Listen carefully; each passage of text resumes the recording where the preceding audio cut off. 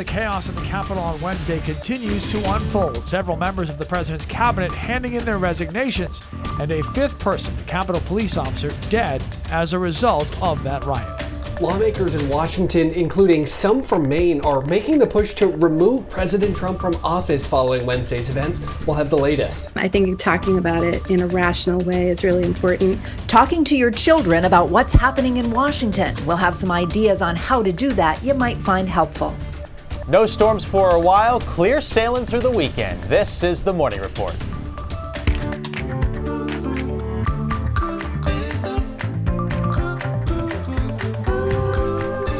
Good morning, everyone. I'm Sharon Rose. And I'm Lee Goldberg. Todd's here on this Friday to kick off our look at the weather.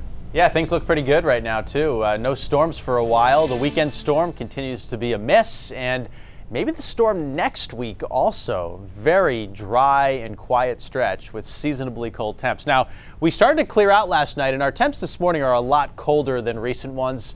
We're down around 23 in Portland, 24 Bangor, same in Lewiston. But look at Freiburg, 6 degrees where the wind went calm.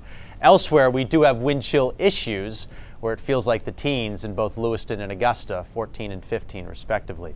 There's the storm for the week that we've had. It's now gone, except for a little piece of energy rotating into northern Maine. There's going to be some snow showers in northern Maine this afternoon with some minor accumulation. But this storm here, while large with a lot of moisture, will stay well south of us. Not only will the precip miss us, but most of the clouds will miss us too. Speaking of clouds, we won't have many out there today. Should have a bluebird sky for the majority of it.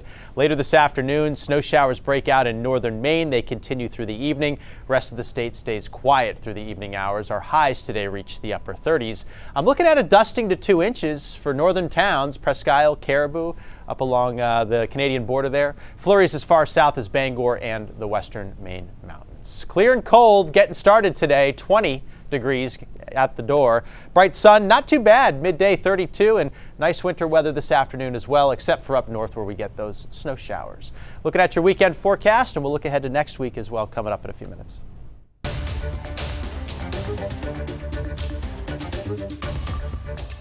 I'd like to begin by addressing the heinous attack on the United States Capitol.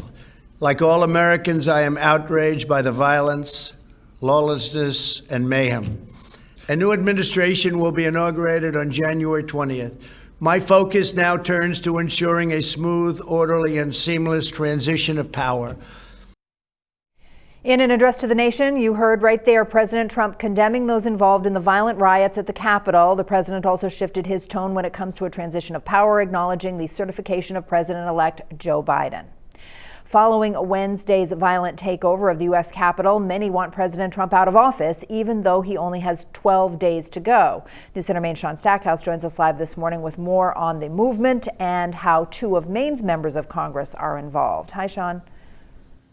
Sharon, Representative Shelley Pingree and Senator Angus King say that they both fear potential future violence between now and Inauguration Day, following Wednesday's riot at the Capitol. And Congresswoman Pingree has signed on to 2 articles of impeachment, saying that she would support that if the 25th Amendment is not invoked, saying in a statement, quote, "Congress must step in and once again impeach this lawless president. Congress must act quickly to protect our democratic institutions, ensure the peaceful transition of power, and set the record straight that seditious conduct, no matter when it occurs during a presidency, is grounds for removal." The question is, can that even happen? Impeachment so late into a presidency. I spoke with University of Maine political science professor Mark Brewer about this impeachment process and how it may differ from the 25th Amendment that's also been spoken about.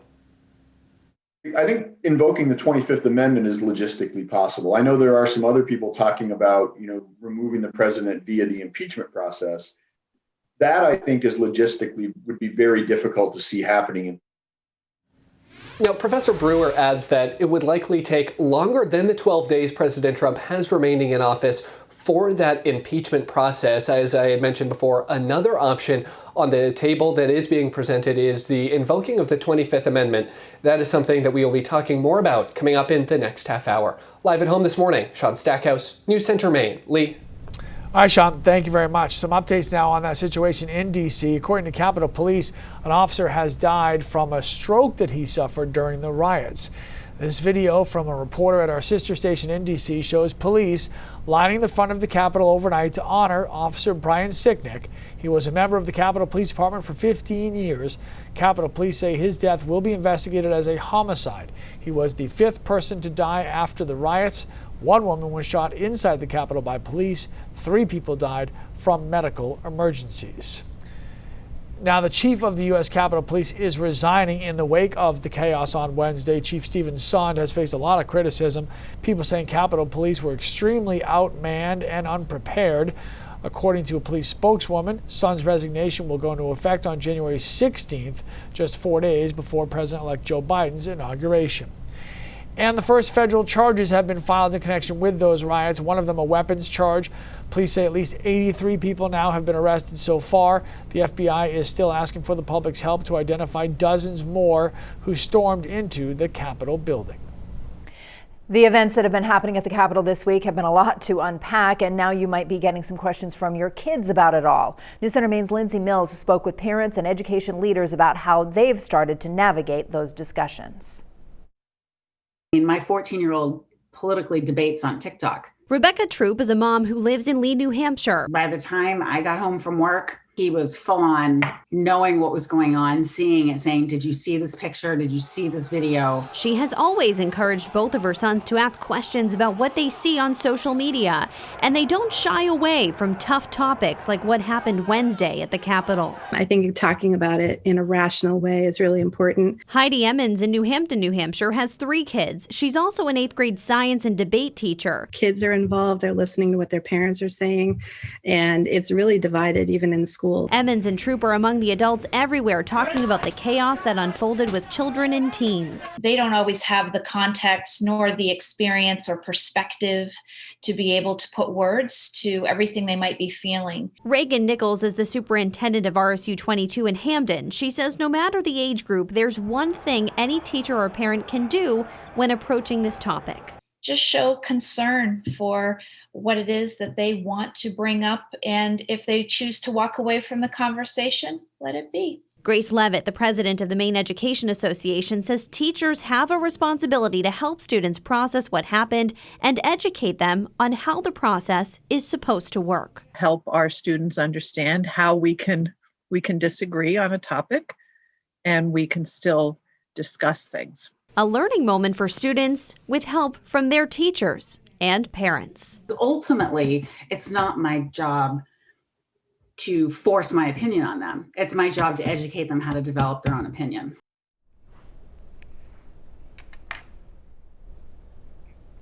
Lindsay Mills with that story. To stay up to date with everything happening in our nation's capital, you can text the word Washington to 828-6622 and we'll send you a link.